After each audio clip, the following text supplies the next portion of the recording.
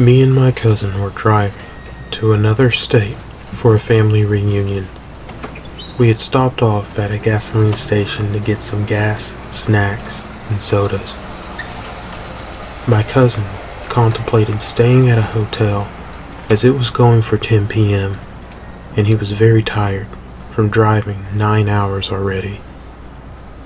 But he decided to drive on as we only had 4 more hours left to drive until we reached our destination.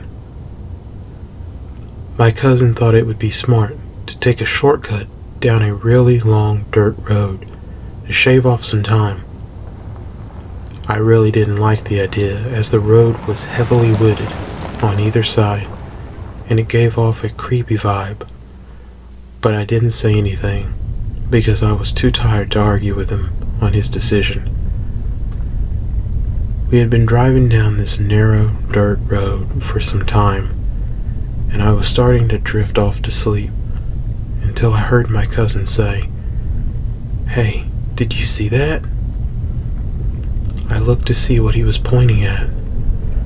The car's headlights began to highlight a really tall, black form that appeared to be a man wearing a trench coat and maybe a hat. It was difficult to tell. We were confused why someone would be standing alone down a dark dirt road. As we got closer, we couldn't even see the color of his clothes, nor could we see his face, but total darkness. When we realized this individual didn't really have a form, we freaked out and panicked. It definitely had to be a ghost or something. My cousin quickly sped away from the dark figure as fast as possible and tried to remain on the road without crashing into any nearby trees. As my cousin continued to drive, everything appeared normal for a while until we got closer to the end of this strange dirt road. In the short distance was that familiar black form, and it appeared again, but this time it was in the middle of the road. We freaked out because my cousin couldn't go around it because the road was so narrow.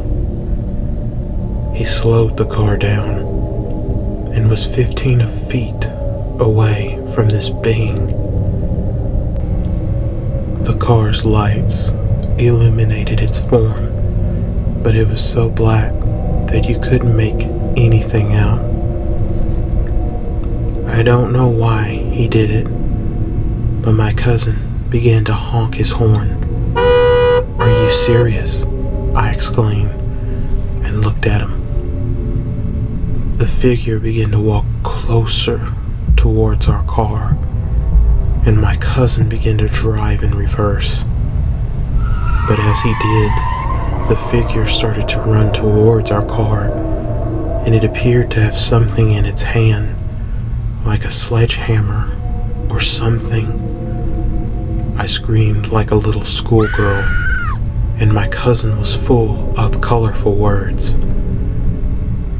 There was no way he could safely drive backwards, so he decided to put the car in drive and floor it towards the figure. When he did, our hood was met with a loud smash, and our headlights were no longer visible for a moment. It was like a black mist covered the car, and my cousin almost crashed into one of the nearby trees because he lost control of the car. Our hearts were racing, and he tried to look in the rearview mirror but saw nothing. "What if you killed someone?" I shouted, even though I was pretty sure this was a spiritual experience, and it wasn't a person in flesh. Before he could say anything, we heard something pounding on our trunk, and a man's voice ranting and rambling like a psychopath. My cousin put the car in reverse. He didn't hit anything this time, nor did we feel anything under the tires. He quickly sped away as fast as he could. We could see distant street lights coming into view as we finally reached the main road. We had been driving a couple of miles before my cousin decided to get out and check the car over. I joined him to look at it too. The body of the car was in perfect condition. We were expecting the hood to be damaged, but it wasn't. No dent, or even a scratch. What was the purpose of what we saw and experienced on that creepy road? I don't know. But what stuck with me was the overwhelming, unnatural terror that I felt.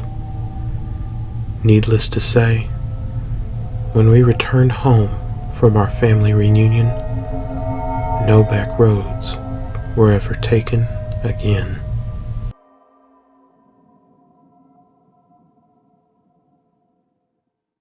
Hi there, thanks for listening. We want to give a shout out to Sarah Reese for her scary story, and to Chris Esparza for narrating this video. Please like and subscribe to our new channel, Horror Mental. We appreciate your support.